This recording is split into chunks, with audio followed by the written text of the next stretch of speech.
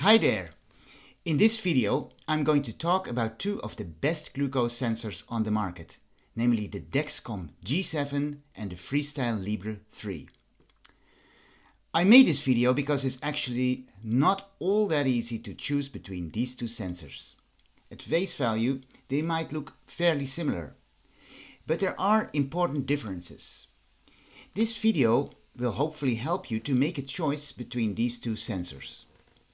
This video will also help clinical staff to better understand the issues a user with diabetes may consider when choosing. I hope clinical staff watch this, and I hope they do not just listen to what the marketing videos or the company reps tell them. By the way, I'm not paid by anyone to make this video. I'm completely independent. I would like to add that there are also excellent other user reviews here on YouTube, such as by Diabetes Strong, Type 1 Talks, and Diabetes Daily Digest. If you have to choose a sensor, I recommend to watch those channels as well. Believe me, these sensors are different enough to carefully think about which one would fit you best. Now first let's have a quick look at both the G7 and the Libre 3. When you open the box, you find the applicators with the sensors in them. The Libre 3 applicator is slightly smaller and lays really pleasantly in your hand. The G7 applicator is somewhat bigger and has a push button on the side. It's also easy to use though. I come back on these differences later when we're talking about the differences in detail, but the bottom line is that both these sensors are equally easy to insert. And here they are, these little sensors. Let's have a quick look at them. This here is the Libre 3 and this is the G7. Now I removed the adhesive material that comes with the sensors. These are old sensors, and I also took off the little wire, just for showing. If you've had diabetes for a long time, you just realize what an enormous progress these two sensors here actually, what a progress it is, how small they are. Both these sensors contain a small battery, and they have a Bluetooth chip which allows the sensors to send glucose values to your phone. And I find it amazing that they can do so much during their lifespan. If you think about it, they send thousands of signals to your phone. The really cool thing is also that you do not need to scan these sensors, as was the case, for example, with the Libre 2 sensor. I have one of those old Libre 2 sensors here as well. The nice thing of these newer sensors is that they allow you to check your blood glucose just as easy as it is to, say, check the time on your watch. In fact, people with smartwatches use other software, I think, to send glucose values directly to their smartwatch. I'm not sure exactly how it works because I've not done that myself. You can find on the internet tutorials maybe on how to do that. If you know of those, put a link in the comments below. But so far, great stuff. Actually, this is not a promotional video. In this video I will look at what is good about these two sensors and also about what can be improved. Watch until the end of this video to hear all the details. Again, these two sensors are different enough from one another to watch reviews like this before you decide which one to use. Let's start with what is similar between the G7 and the Libre 3. As I just said, one similarity is of course that both the G7 and Libre 3 are really small. That's good. After all, the smaller the better. If you have relatively thin arms, it's nice to have a smaller sensor. I personally also found that it's easier actually to sleep on my side with this small sensor. That's true for the G7 and the Libre 3. Here I quickly show you a picture I took of these sensors, and I also show you the Libre 2. You see on the left the old Libre 2 for comparison. In the middle you see the Libre 3, and on the right you see the Dexcom G7. For comparison, I show you also an AA battery so that you get a sense of the size differences. Now in this picture I show you a side view. You see that the Dexcom G7 is almost twice as thick as the Libre 3. The G7 has a similar thickness as the Libre 2. That said, the G7 is otherwise much smaller than the Libre 2 sensor. The fact is, both the G7 and the Libre 3, they are both really small, and I personally think that the thickness of the G7 is not a major issue. In terms of visibility though, the Dexcom G7's extra round overlay adhesive makes the sensor more visible on your arm. At the same time, I should say the G7 is extremely well stuck to your arm. If you are easily worried about a sensor falling off, the G7 is probably the safer choice. I have tried 10 G7s over the past months and I've never had a single problem with them falling off or coming loose. I've not tried the Libre 3 long enough to say much about how long and how well they keep sticking to your arm, but from what I've heard, it sticks well too. And the one Libre 3 sensor that I used for 2 weeks was really well connected to my arm at the end of the period. So I'm really happy about both these sensors in that respect. Related to this is another similarity between the two sensors. They are both water resistant.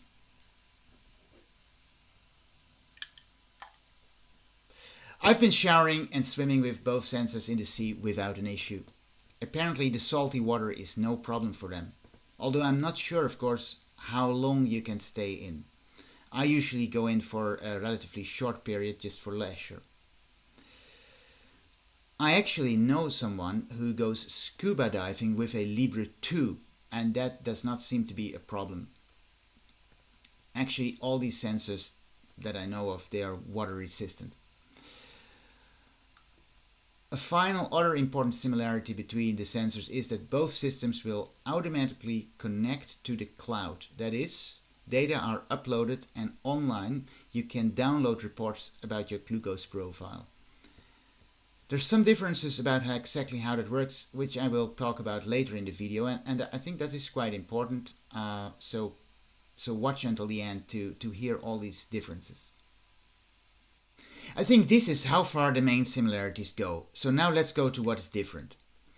An important difference is that the Libre 3 lasts 14 days and the G7 lasts 10.5 days. In fact, the G7 lasts 10 days, and after 10 days it gives you a grace time. I just always kept the G7 as long on my arm as I could. If you have 10.5 days, why not use that full time? What do you think? If you have an opinion about this, please leave a comment below the video. This difference in how long the sensors last matters though. Just divide 365 by either 10.5 days or 14 days. Say, assuming that you use the G7 for 10.5 days, you would need 35 G7 sensors compared to 27 Libre 3 sensors in 1 year. So if you use the G7, you have 8 more times the hassle of replacing the sensor. The G7 stands out in terms of warm-up time. That is the time between when you insert a sensor and when it actually starts giving values to your phone. For the G7 it's only 30 minutes, and for the Libre 3 it's 1 hour, just as it was with the old Libre 2. One of the nice things about the G7 is that it starts warming up automatically on insertion. That is, you do not need to scan it to start up the warm-up process, as is the case with the Libre 3. Although the shorter warm-up time of the G7 is great, I personally do not find this a major issue that would make a difference in choosing between the two sensors. I mean, if I can wait for 30 minutes, I personally can also wait for 1 hour. For me it's not a major deal, but maybe for you it is. So, you know, that can be a factor that you that you think about when choosing between these two sensors. Now let's have a quick look at the differences in insertion. So we have these two applicators. They're, broadly speaking, fairly similar. The Libre 3 insertion